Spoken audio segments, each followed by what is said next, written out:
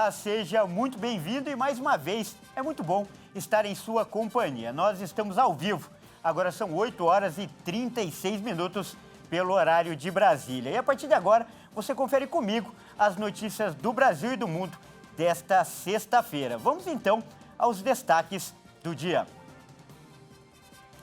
Reino Unido está em luto pela morte da Rainha Elizabeth II. Despedidas vão se estender por mais de 10 dias. E o mundo inteiro presta homenagens à monarca que ficou mais tempo no trono britânico. E você vai ver também, o uso de máscara não é mais obrigatório no transporte público em São Paulo.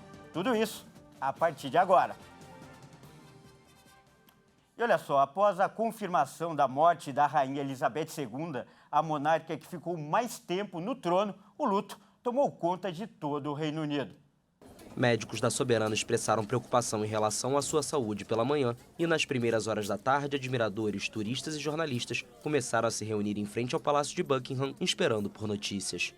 Logo após a confirmação do óbito, os presentes cantaram o hino nacional britânico God Save the Queen, ou Deus Salve a Rainha em português.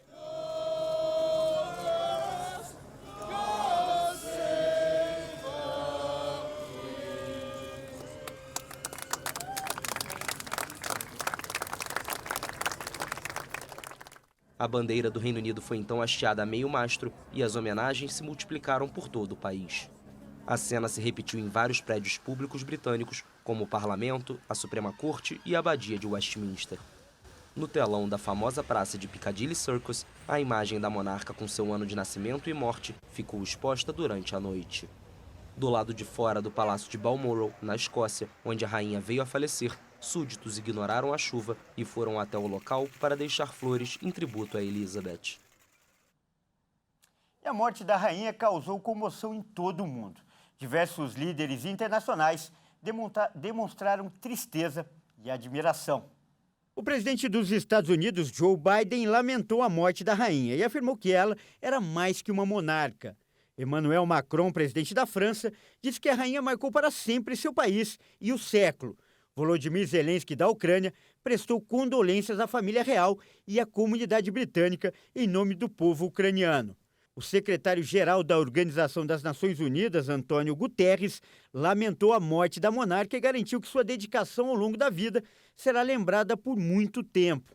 Aqui no Brasil, o governo federal, o presidente da Câmara dos Deputados, Arthur Lira, e o presidente do Senado, Rodrigo Pacheco, também publicaram notas oficiais sobre a morte da rainha. O presidente Jair Bolsonaro decretou luto oficial de 3 dias. Liz Truss, a nova primeira-ministra, também se manifestou e se referiu ao reinado de Elizabeth como a segunda era vitoriana, afirmando que o Reino Unido entrará em uma nova era, exatamente como a rainha gostaria. E pelo mundo todo, os principais pontos turísticos ganharam as cores do Reino Unido para lembrar a morte da rainha Elizabeth II. O Cristo Redentor, no Rio de Janeiro, foi iluminado na noite desta quinta-feira com as cores da bandeira do Reino Unido. Foi uma homenagem à Rainha Elizabeth II. O Cristo ganhou as cores azul, branco e vermelho. Nos Estados Unidos, o famoso Empire State Building, em Nova York, também teve uma iluminação especial para homenagear a rainha. Elizabeth II morreu após mais de 70 anos de reinado.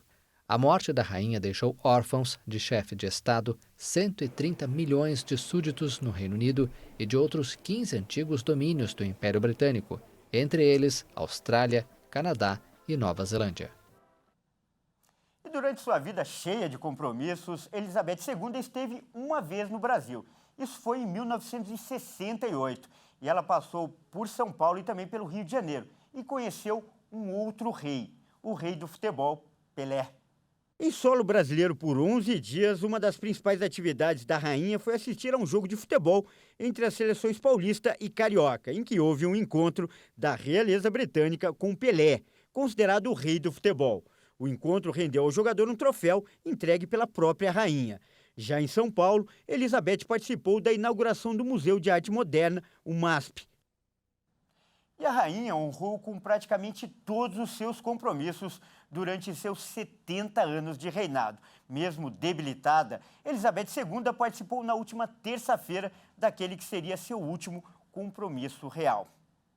Mesmo sempre demonstrando vitalidade, nos últimos anos, a monarca precisou colocar um ponto a mais de atenção em seus cuidados de saúde e que foram intensificados em setembro do ano passado por causa de problemas persistentes com sua mobilidade. Em suas funções, a rainha parecia caminhando com dificuldade com o auxílio de uma bengala. Em outubro, foi revelado que ela passou uma noite hospitalizada para ser submetida a exames médicos que nunca foram detalhados. Desde então, ela reduziu consideravelmente sua agenda, com aparições em público cada vez mais raras. O evento preocupante mais recente foi a cerimônia de nomeação de Liz Truss.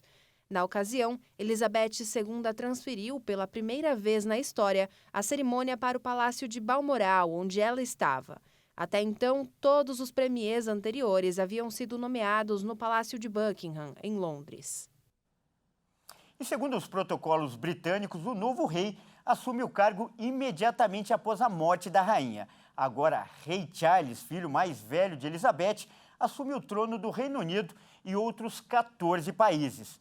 A esposa do rei Charles, Camilla Parker Bowles, a duquesa de Cornualha, se torna rainha consorte, que é um título dado à esposa de um rei governante e significa que ela deverá ser chamada de Rainha Camila.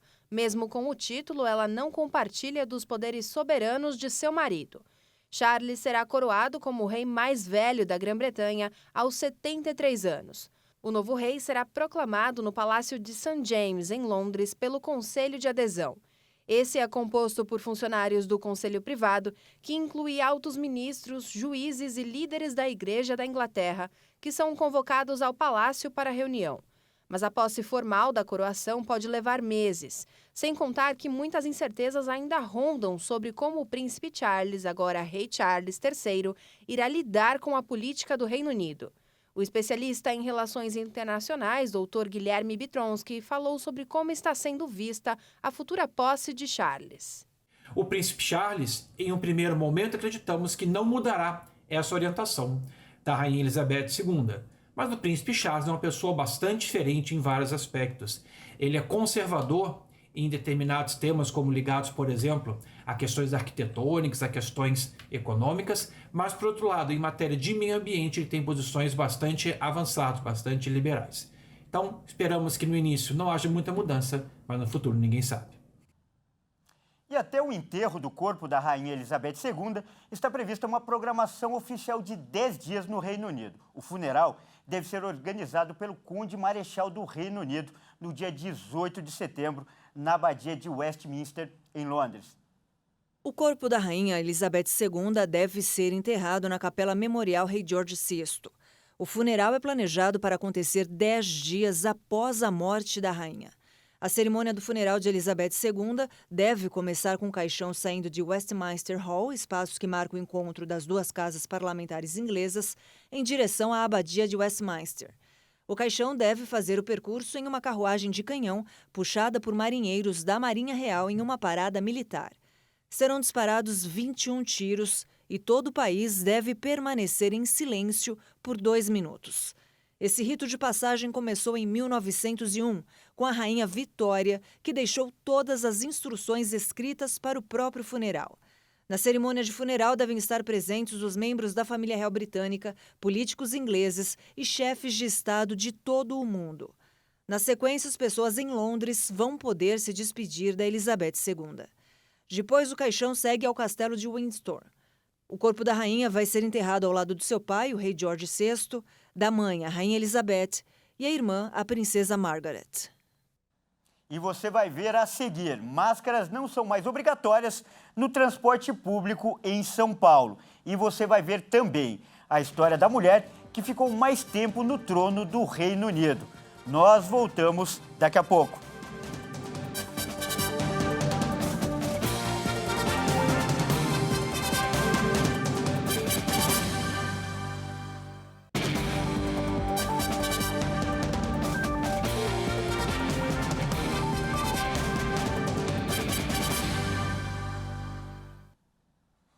Mais uma vez, seja muito bem-vindo. Nós estamos de volta e ao vivo. São 8 horas e 49 minutos pelo horário de Brasília e eu retorno com as notícias nacionais.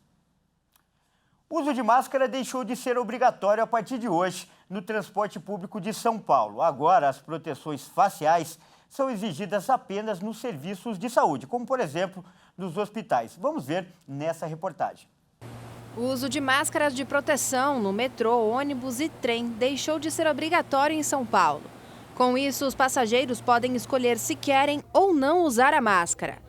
E com a nova decisão do governo do estado e da prefeitura da capital, a utilização de máscaras permanece obrigatória apenas nos locais destinados à prestação de serviços de saúde, como no caso de hospitais. Segundo o comunicado oficial, a decisão foi tomada após parecer do Conselho Gestor da Secretaria de Ciência, Pesquisa e Desenvolvimento em Saúde de São Paulo, antigo centro de contingência do coronavírus.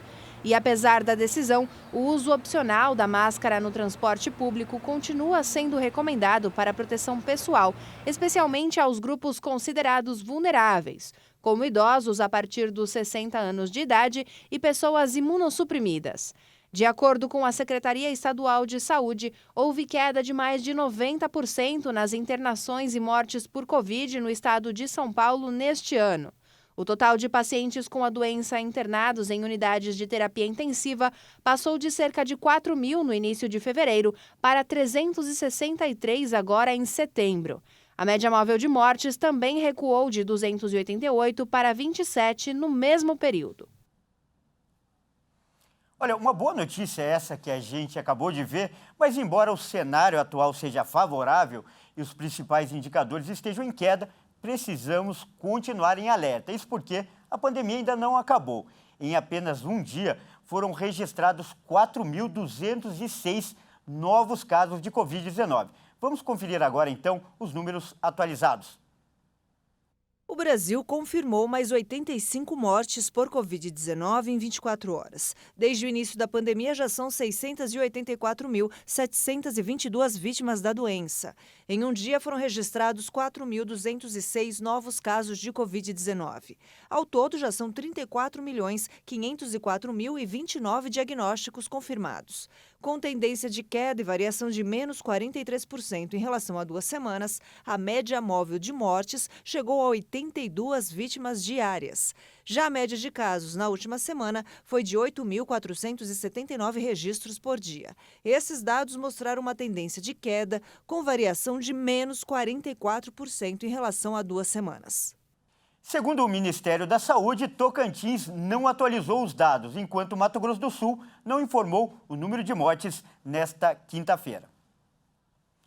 E nós voltamos agora a falar sobre a morte da Rainha Elizabeth II. Nascida no dia 21 de abril de 1926, entre duas grandes guerras, Elizabeth Alexandra Mary não deveria ser rainha. Mas vamos ver agora um breve histórico de seu caminho até a coroa real. Desde cedo, a coroa não estava nos planos.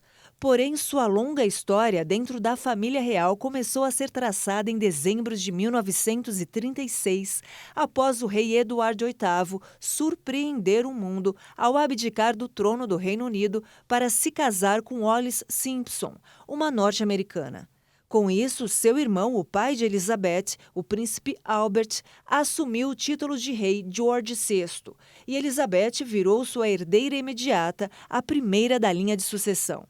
Após se casar com Philip Mountbatten em 1947 e iniciar as funções reais, Elizabeth disse que teve que aprender o ofício de rainha na marra, quando seu pai faleceu em fevereiro de 1952.